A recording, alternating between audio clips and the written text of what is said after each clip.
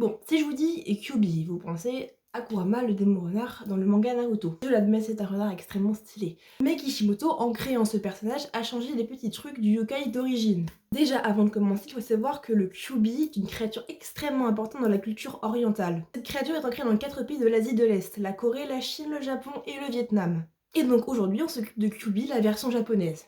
Dans le folklorique japonais, Kyuubi est considérée comme la plus puissante et la plus dangereuse des créatures. Ça, Kishimoto, il a très bien réussi à nous le montrer.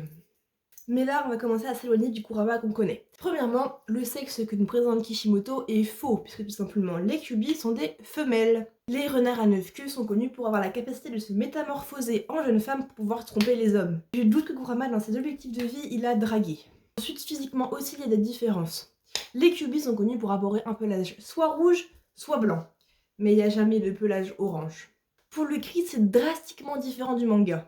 Kyuubi pousse un cri semblable à celui d'un nourrisson pour attirer les hommes vers elle.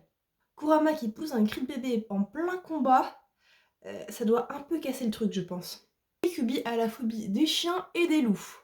Et là, je vous demande toute votre concentration pour imaginer la scène qui m'est venue en tête quand j'ai écrit cette vidéo. Imaginez Naruto avec un vrai Kyuubi scellé en lui, et Kakashi Sensei qui fait son invocation avec les chiens.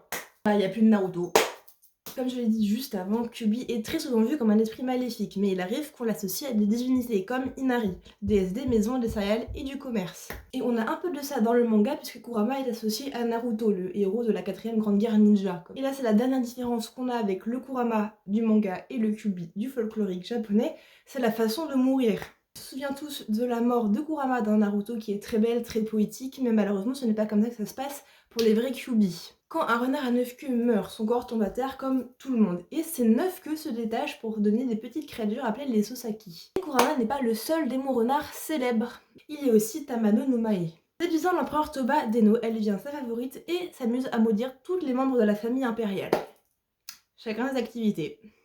Bien, j'espère vous avoir appris des choses, et si vous voulez les autres versions, n'hésitez pas à me le dire dans les commentaires, et sur ce, bisous!